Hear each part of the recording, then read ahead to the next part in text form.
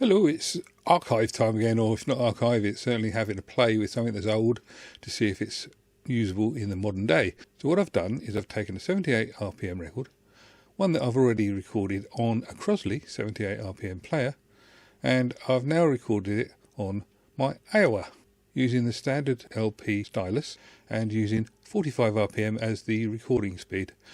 Now, the reason I've done that is because my turntable doesn't do 78. It's as simple as that.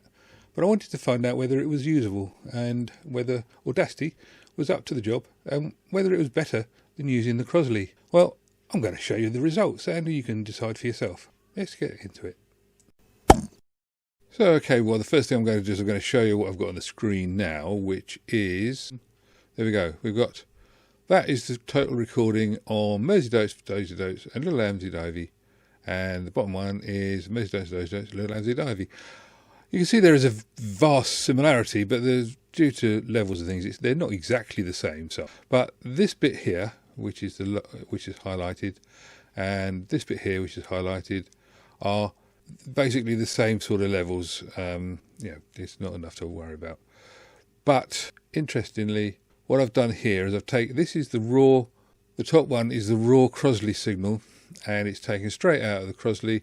All I've done is mix it to mono, because if you don't do that, it's pretty bad. And this one, the bottom one, is the same part of the tracks, and this one's been mixed to mono, but it's come straight out of the Aiwa turntable into the UFO 202 and then into the recorder, as in I recorded it on Audacity. So in the same way as the previous one was actually. The only difference is that the bottom one used the UFO as a phono input, not a line input, and the top one used it as a line input because I had to take it out of the headphone socket on the Crosley.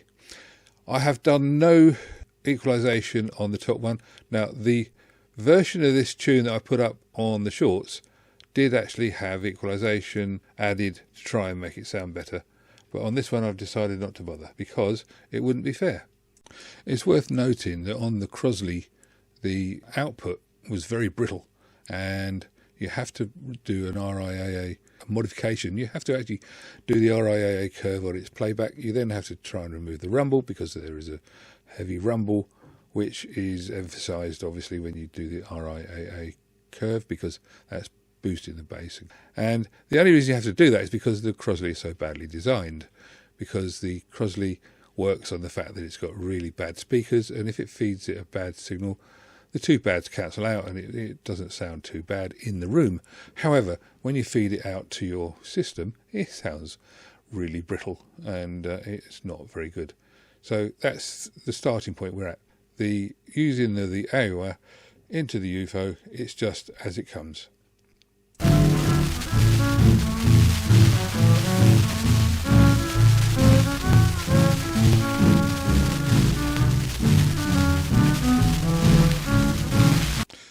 That wonderful sound was the way it comes straight off the disc at 45 RPM, and as you can see it sounds a bit sort of like that, but we'll do the clicking and see what happens next.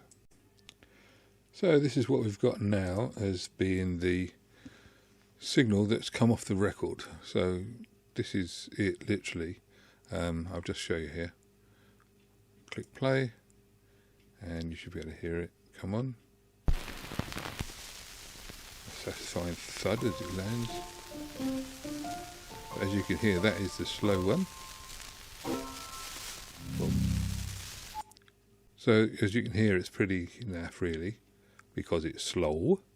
Right, okay, so what we're going to do now is we're going to try and get that to play properly, we're going to bring up a tool, but first of all let's do select all. It's always worth selecting, and then we do the effect, and it comes under the heading of speed, pitch and tempo. We're going to change speed and pitch like that, and we have here various things we can do. But what we actually want to do is we want to go, because it's got a preset here, it says from vinyl 45 to 78. Now we can change that to be whatever we want.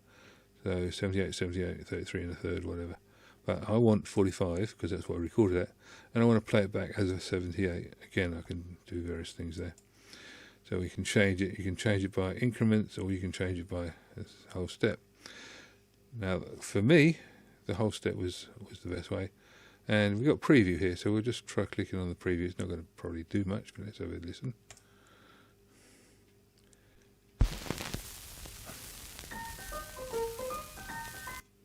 Well, I said it wouldn't do much, but it sounds promising. So let's say apply, and we'll see what happens here. It's shrunk, obviously. So it's down now to 3 minutes and 20 seconds. And let's just have a quick play. Let's go from after the crunch.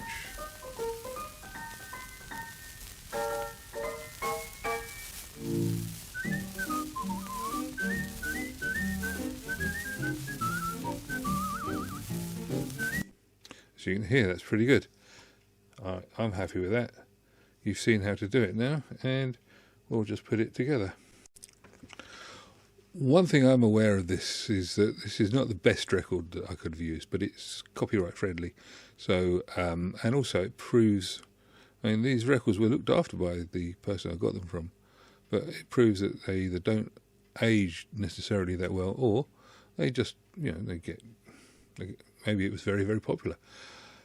What I'm going to show you here is something that's a little bit relevant.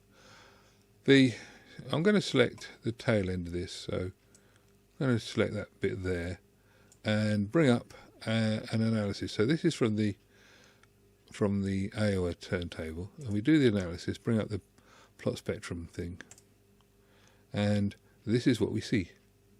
This is based on that bit of file there. So that's the Aiwa one. Now what I want to do is I want to bring up the Crosley one. So what I've got to do here, select the same bit, which is basically there to there, and bring up the analysis, plot spectrum, and you can see there, I hope you can see there, yep, you can see there that they're not quite the same. There is a lot of mess on that one and not a lot of mess on that one. So the Aiwa one seems to be a lot more in control of what it's doing, which would probably be right, you may say. Let's have a look at, let's take it out wider. That goes out to just under 21, well, just on 20k. And on this one, because this has been speeded up, it actually goes up to 23k. But you can see it's a much smoother on the graph there. So that's of interest, I would suggest, but it's what it sounds like that counts. And so what I'm going to do now is I'm going to play the two files, chop one to the other, and you can hear exactly how good or bad you think the two are compared to each other.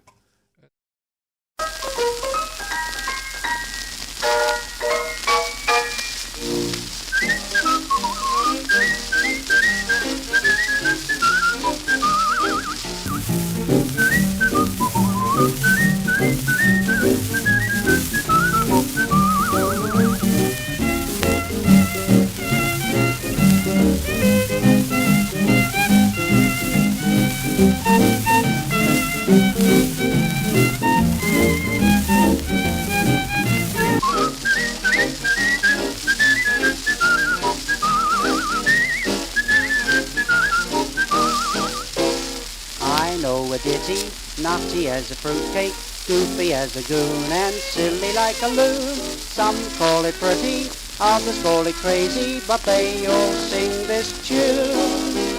There's a dotes, a dozy dotes, a little lambsy die-boy, a kiddly divey too, what a cheer.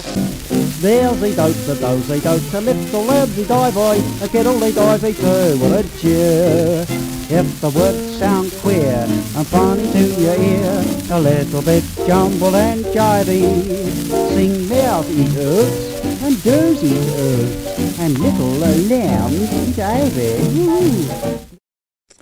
Oh, I don't know about you, but I'm absolutely gobsmacked by that, because that is, well, when you hear it, see, well, let me explain. When you put these things together, you've got an idea of what you're going to have. And yeah, I hoped that the Aiwa would sound better than the Crosley. But when you're listening to the files in their own individualness, you're not comparing. So you hear it, you think, well, I mean, the Aiwa sounded pretty awful on its own compared to what it could have done. But then when you hear it compared to the Crosley, you think, well, absolutely, that is the way it should be. It's I'd much rather listen to the Aiwa than the Crosley, that's for sure. And for anybody who's wondering about things like the RIAA curve and whatever, let me just show you something on here. Okie dokie, now what I've done is I've switched on Audacity, and I'll just bring it up for you. Here, so I've just spoken into this, so I'll actually play it for you so you can hear what it is. By definition, we've got to have something on here for it to look at. Otherwise, the RIAA will not exist. Right, literally, I've put that on this purely so that I've got something to, so I can select it and RIAA it. So I think it comes under Effects, and then we go to Equalization and Filters, and we go to Graphic, because that one's got one now. I don't know what that's from the last thing I did, so we'll flatten that. Don't like leaving things in.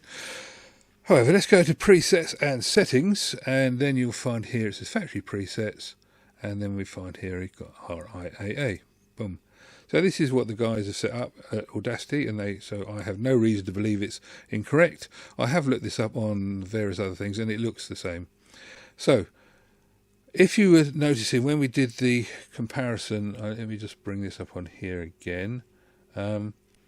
We can work out what the speed difference is between 78 and 45. So if we say 78 and we divide that by 45, it will give us 1.73333333 recurring.